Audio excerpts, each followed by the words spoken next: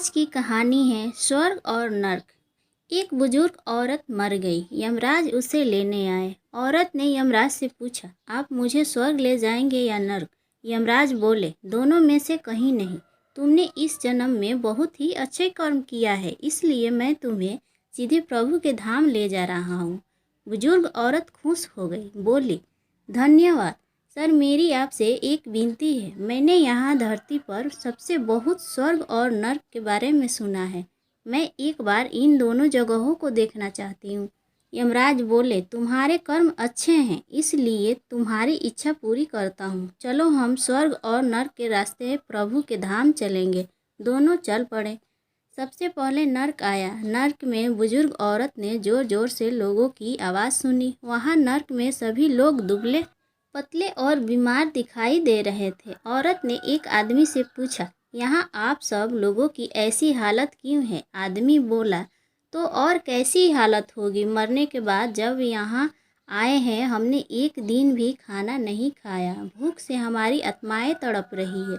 बुजुर्ग की नज़र एक विशाल पतीला पर पड़ी, जो कि लोगों के कद से करीब 300 फुट ऊंचा होगा।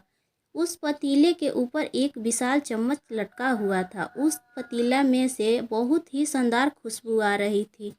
बुजुर्ग औरत ने उस आदमी से पूछा, इस पतीले में क्या है? आदमी मायूस होकर बोला, बहुत स्वादिष्ट खीर से भरा रहता है।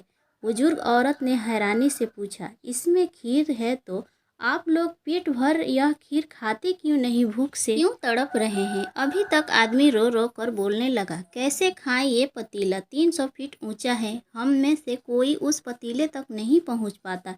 बुजुर्ग औरत को उन पर तरस आ गई और सोचने लगी, बेचारे खीर का पतीला होते हुए भी भूख से बेहाल है। शायद ईश्वर ने इन्हें यही दंड दिया होगा।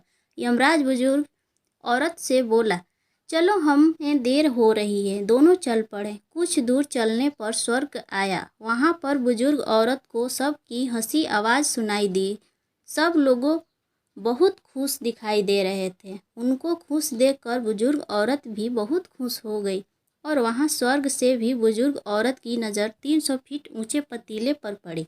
जैसे नर्क में था उसके ऊपर भी वैसे ही चम्मच लटका हुआ था। वहाँ के बुजुर्ग औरत ने वहाँ के लोगों से पूछा, इस पतीले में क्या है? स्वर्ग के लोग बोले, इसमें बहुत टेस्टी खीर है। बुजुर्ग औरत हैरान हो गई। उनसे बोली, पर यह 300 फीट ऊंचा है, आप लोग तो इस तक पहुँच ही नहीं पाते होंगे।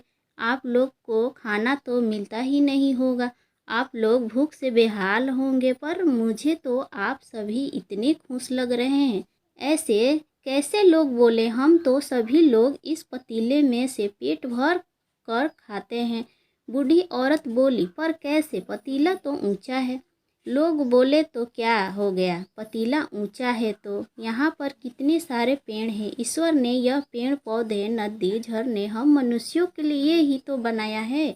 हमने इन पेड़ों की लकड़ी बनाई, उसको काटा, फिर लकड़ियों के टुकड़े जोड़कर विशाल सीढ़ी का निर्माण किया। उस लकड़ी की सीढ़ी के सहारे हम पतीले तक पहुंचते हैं और सब मिलकर खीर का आनंद लेते हैं। बुजुर्ग औरत यमराज की तरफ देखने लगी। यमराज मुस्कुराए और बोले, ईश्वर ने स्वर्ग और नर्क मनुष्य के हाथों में सौंप रखा है। चाहे तो अपने लिए नर्क बना ले, चाहे तो अपने लिए स्वर्ग। ईश्वर ने सबको एक समान हालातों में डाला है। उसके लिए उसके सभी बच्चे एक समान हैं। वह किसी से भेदभाव नहीं करता। वहाँ नर्क में भी पेड़ पौधे थे और वह लोग खुद ही आलसी हैं।